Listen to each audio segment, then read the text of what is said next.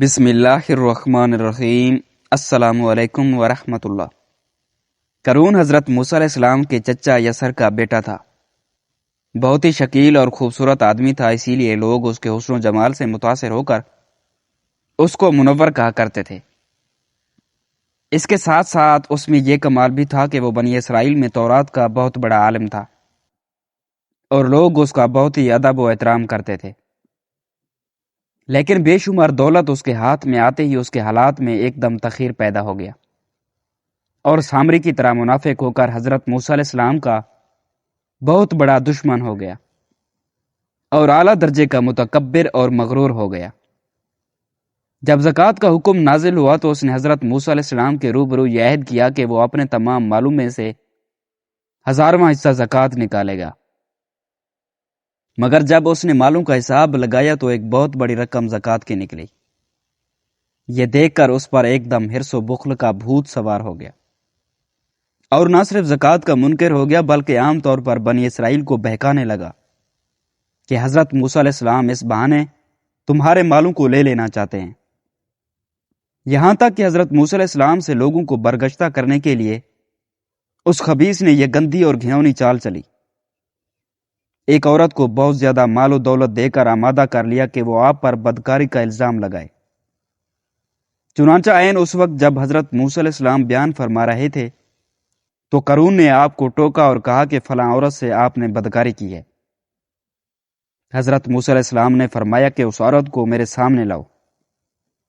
چنانچہ وہ عورت بلائی گئی تو حضرت موسیٰ علیہ السلام نے فرمایا کہ اے عورت، اس اللہ کی قسم جس نے بنی اسرائیل کے لیے دریا کو پھاڑ دیا اور عافیت و سلامتی کے ساتھ دریا کے پار کرا کر فرعون سے نجات دی، سچ سچ کہہ دے کہ واقعہ کیا ہے۔ حضرت موسیٰ علیہ السلام کے جلال سے عورت سہم کر کانپنے لگی اور اس نے مجمع عام میں صاف صاف کہہ دیا کہ اے اللہ عز و جل کے نبی، مجھے قارون نے کثیر دولت دے کر آپ پر بہتان لگانے کے لیے آمادہ کیا ہے۔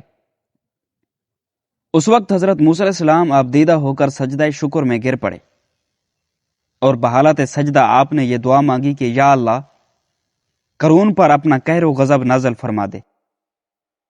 پھر آپ نے مجمع سے فرمایا کہ جو قارون کا ساتھی ہو وہ قارون کے ساتھ ٹھہرا رہے اور جو میرا ساتھی ہو وہ قارون سے جدا ہو جائے۔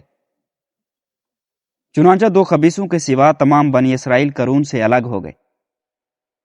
پھر حضرت موسیٰ علیہ السلام نے زمین کو حکم دیا کہ زمین تو اس کو پکڑ لے، تو قارون ایک دم گھٹنوں تک زمین میں دھنس گیا۔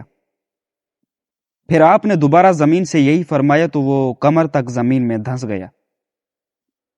یہ دیکھ کر قارون رونے اور بلبلانے لگا اور رشتہ داری کا واسطہ دینے لگا، مگر آپ نے کوئی التفات نہ فرمایا، یہاں تک کہ وہ بالکل زمین میں دھنس گیا۔ 2 منحوس آدمی جو قارون کے ساتھی ہوئے تھے لوگوں سے کہنے لگے کہ حضرت موسیٰ علیہ السلام نے قارون کو اس لیے دھنسا دیا ہے تاکہ قارون کے مکان اور اس کے خزانوں پر خود قبضہ کر لیں۔ تو آپ نے اللہ تعالیٰ سے دعا مانگی کہ قارون کا مکان اور اس کا خزانہ بھی زمین میں دھنس جائے۔ چنانچہ قارون کا مکان جو سونے کا تھا اور اس کا سارا خزانہ سبھی زمین میں دھنس گیا۔